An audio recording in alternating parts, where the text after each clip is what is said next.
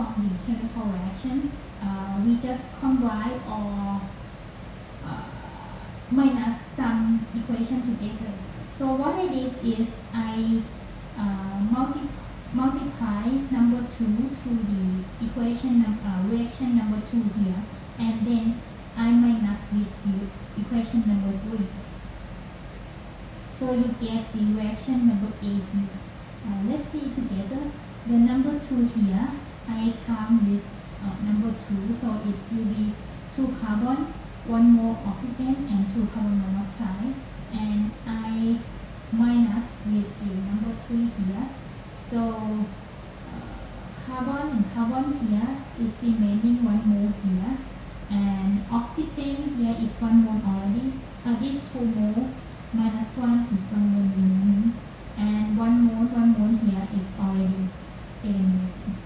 And the remaining is the carbon dioxide is here, and carbon monoxide is here, which is 2 mole as well.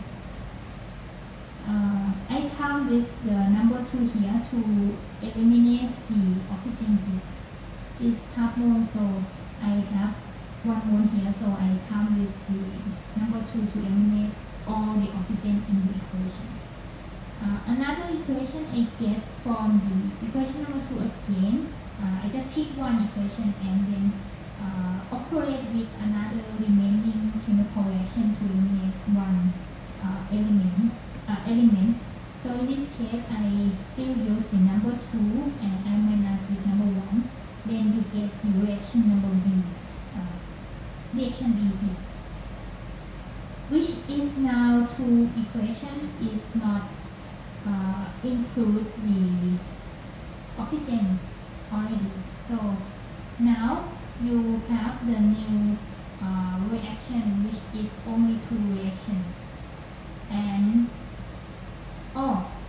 one more thing is, if you remember at first at the beginning, we fed the air 2.3 mol, right? And in that case, we calculate that the oxygen is fed to the gasifier equal to 0.5 mole as well. So in this case, at the equilibrium, the oxygen is not exist anymore. So the 0.5 mole is changed into the carbon dioxide. So in this case, it's based on the assumption that some oxygen that comes with the air is used to oxidize the some amount of the carbon solid and create the carbon dioxide before the starting of the chemical reaction. So that's why the mole fraction of each species, most of it is the same, but the mole fraction of oxygen is eliminated and mole fraction of carbon dioxide is changed. The initial total mole of carbon dioxide from 0 to 0.5, which is come from the assumption that the 0.5 mole of oxygen is used to form the carbon dioxide by oxidizing the some amount of carbon prior the reaction. This one. And by the mole fraction of each species, you put back into the equation that relate the equilibrium constant and the mole fraction. This one is also realized again based on new 2 reactions here. So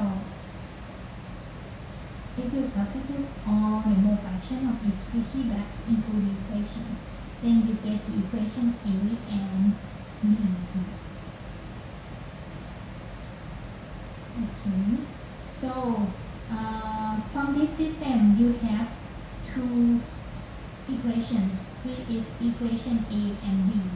You can calculate the equilibrium constant for the reaction A and B using the equation here, and the information of the standard heat energy chain of formation that they provide in the problem statement. So in this case, two equations, two unknown parameters, epsilon A and epsilon B. Then in principle you can solve this problem.